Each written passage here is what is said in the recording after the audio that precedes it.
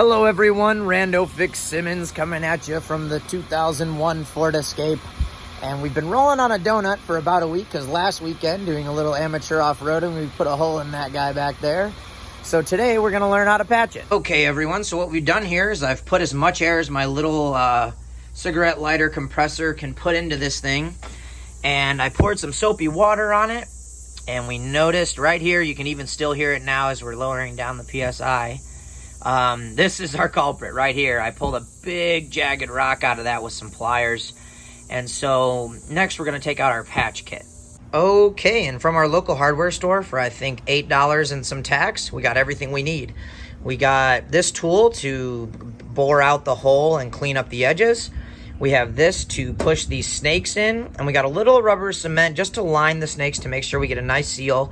And then we're gonna want some strong scissors or pliers to snip off the extra on the snake. The next thing we're gonna do is put as much air in the tire as we can, maybe 10, 15 PSI, so that when I'm pushing in this tool, it's not just flexing and fighting me so I can't clean out the hole for those little rubber worms we're gonna put in there.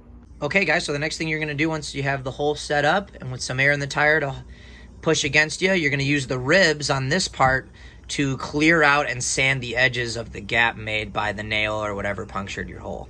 So it's tough to film and do this without a tripod, but I'm sanding in and out of the hole with this thing, just so you guys know. So we made the hole nice and clean, and now you can clearly hear no air coming out of it because we've cleaned it out to the point where it is, wide enough for the snake to come through. So we'll grab a snake. And what we're gonna do next is feed it through the eye here. And it's really sticky, so you could wear gloves doing this, but to avoid getting all this stuff on your hands. But these days we're all washing our hands pretty often, aren't we? So we'll snake this guy through. And then, yeah, you could probably use your pliers here to make this a little easier. We're gonna pull him so that he's nice halfway on each side there. We're gonna grab our contact cement and jab the top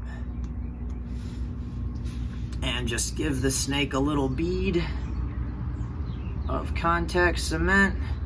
Try not to get it on the worm and the prongs or you might not be able to take it off there.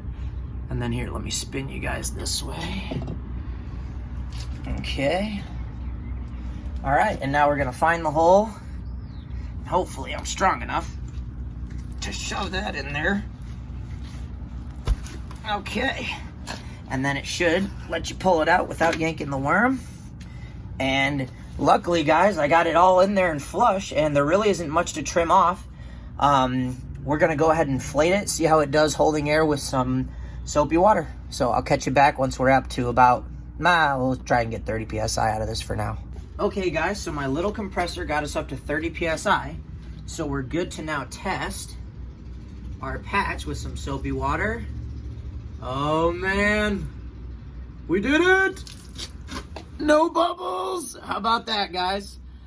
So once you realize, or once you find out that your patch is gonna hold and there's no air bubbles coming out, you're good to put it up to, highway pressure 40 PSI in that ballpark for most vehicles. And this isn't a fix where you honestly save a lot of money because, the $10 patch kit, the time to do it, the gas I used to idle my car while I was running my compressor, the compressor, all that stuff. But you can't buy the satisfaction of getting it done. So this wasn't a cheap one, to be totally honest, but it was a fun one. And thanks for watching. You can do it too.